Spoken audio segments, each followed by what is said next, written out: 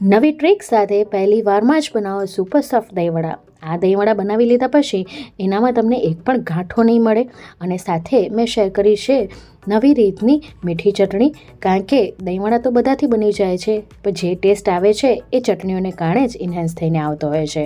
તો આ super soft દહીંવડા બનાવવા માટે આપણે એક બાઉલની અંદર 1.5 કપ જેટલી અડદની સફેદ દાળ લીધી છે. તમે ઈચ્છો તો મગની દાળનો પણ સાથે ઉપયોગ કરી શકો છો, તો બંને તમારે અડધી અડધી લેવાની રહેશે.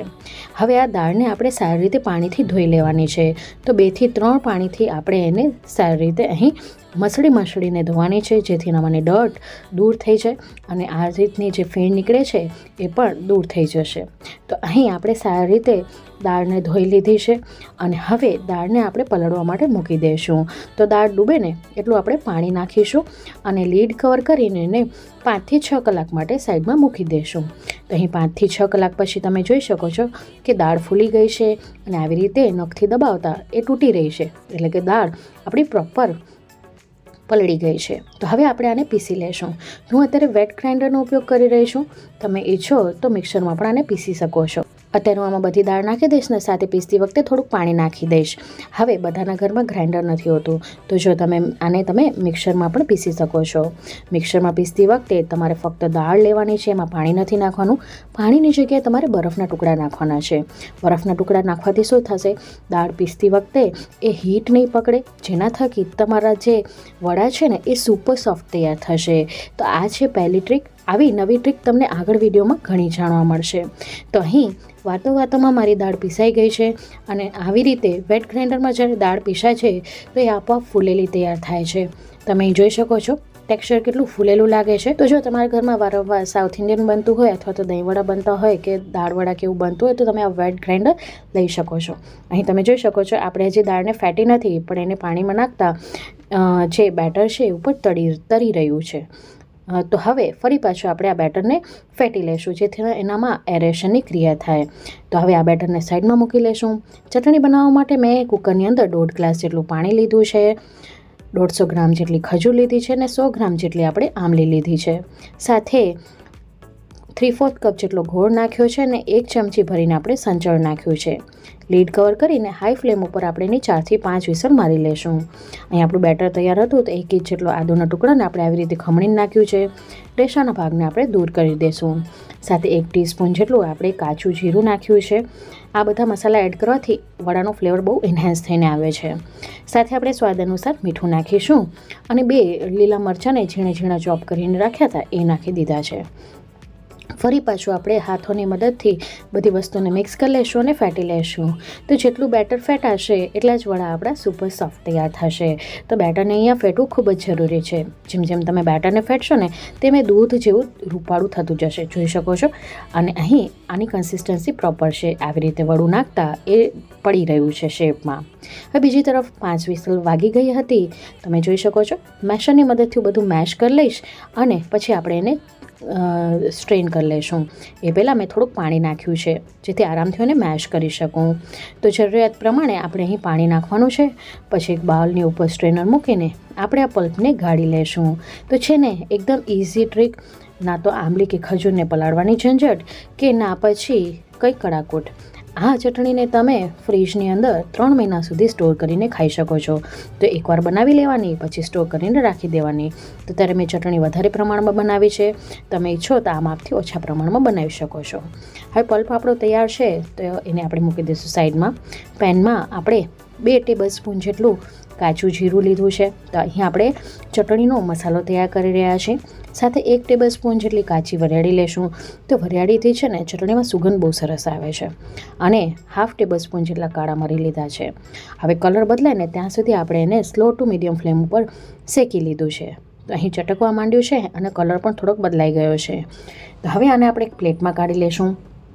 ઠંડુ થઈ જાય ને પછી આપણે એનો પાવડર બનાવશું. તો ઠંડુ થઈ ગયા પછી જ આપણે એને પીસવાનું છે, એ વાતનું ખાસ ધ્યાન રાખજો.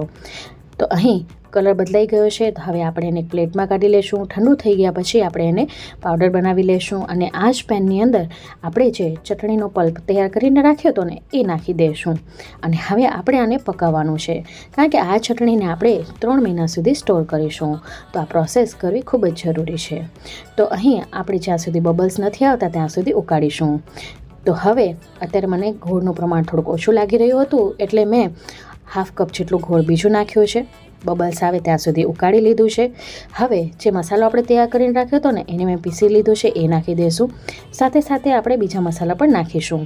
તો અહીંયા મેં સંચળ પાવડરનો ઉપયોગ કર્યો છે. અમારા ઘરમાં સંચળ પાવડર ખવાય છે, મીઠું નથી ખવાતું એટલે મેં એ નાખ્યું છે. તમે એની જગ્યાએ મીઠાનો ઉપયોગ કરી શકો છો. હવે 1 ટેબલ સ્પૂન જેટલો સૂંઠનો પાવડર નાખીશું. તો બધા મસાલા ચટણીમાં જ્યારે એડ કરવામાં આવે ને ત્યારે એ ખૂબ જ ટેસ્ટી બને છે. સાથે 1 ટેબલ સ્પૂન જેટલું કશ્મીર લાલ મરચું પાવડર નાખીને આપણે એને ઉકાળીશું. તો લગભગ 15 થી 20 મિનિટ સુધી આપણે ચટણીને ઉકાળવાની છે. આ ચટણીને તમે ચાટમાં, ભેલમાં વાપરી શકો છો. તો એકવાર બનાવી લો અને ફ્રીજમાં રાખી દો. હવે અત્યારે મને આ ચટણીની કન્સિસ્ટન્સી થોડીક થીક લાગી રહી છે, તો મેં અંદર અડધા ગ્લાસ જેટલું ગરમ પાણી નાખ્યું છે અને મિક્સ કરી લેશું.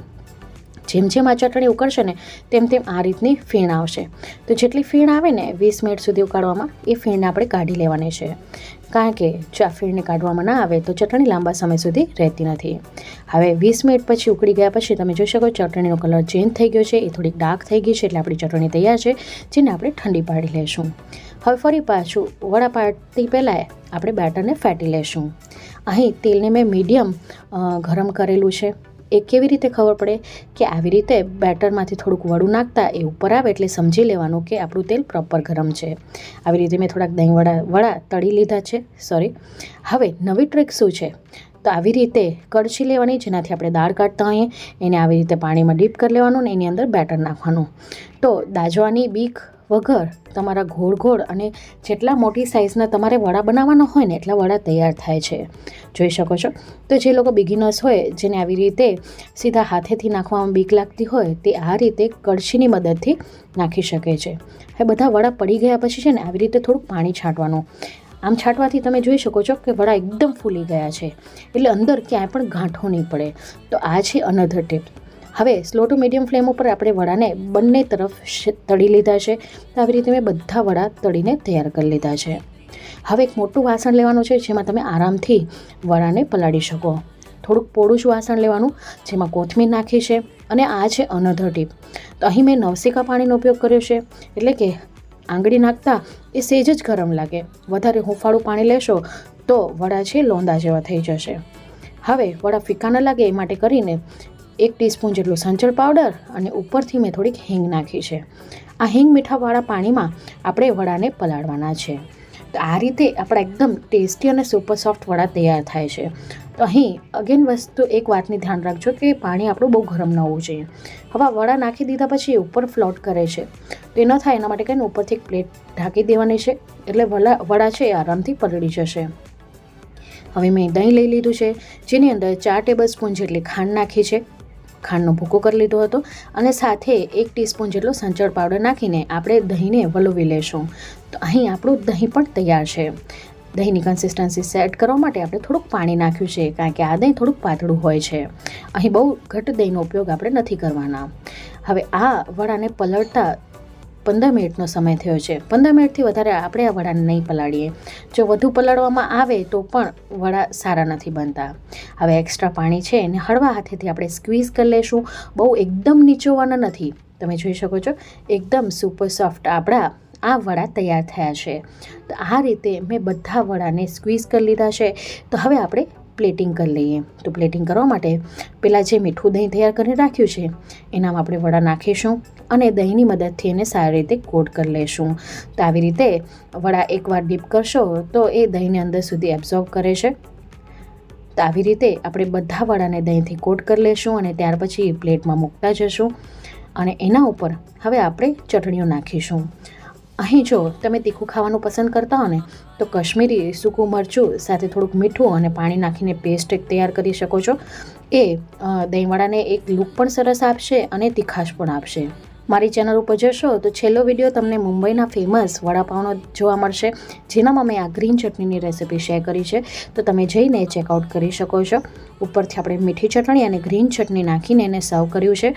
થોડોક શેકેલા જીરાનો પાવડર નાખીશું. અત્યારે હું તીખાસ માટે કશ્મીરી સૂકા મરચાંનો ઉપયોગ કરી રહી છું, કારણ કે ચટણીની અંદર પણ લીલા મરચાં નાખેલા છે, એટલે ઓલરેડી તીખાસ છે. તમે ઈચ્છો તો જે સૂકા મરચાંવાળી મેં પેસ્ટ કહી એ નાખી શકો છો. અને સારા દેખાવા માટે ઉપરથી દાડમના દાણા નાખીને આપણે એને સર્વ કરીશું. હવે હું એને આવી રીતે ફોડીને પણ બતાવીશ. જોઈ શકો છો એકદમ સુપર સોફ્ટ, કોટની સોફ્ટ આપણા દહીંવડા તૈયાર થયા છે અને અંદર એક પણ ગાંઠો નથી. તમે એની જાળી જોઈ શકો છો કેટલી સરસ પડી છે. તો ફ્રેન્ડ્સ, આજની આ રેસીપી કોઈ પણ કારણોસર હેલ્પફુલ રહી હોય તો પ્લીઝ વિડીયોને લાઇક, શેર, ચેનલને સબસ્ક્રાઈબ કરવાનું ન ભૂલતા. બાજુમાં આપેલી બેલ બટનને દબાવીને ઓલનું નોટિફિકેશન દબાવજો, જેથી મારા આવનારા વિડીયોઝની નોટિફિકેશન તમને મળતી રહે. હું ફરી મળીશ હજી એક આવી જ નવી રેસીપી સાથે. ત્યાં સુધી આવજો.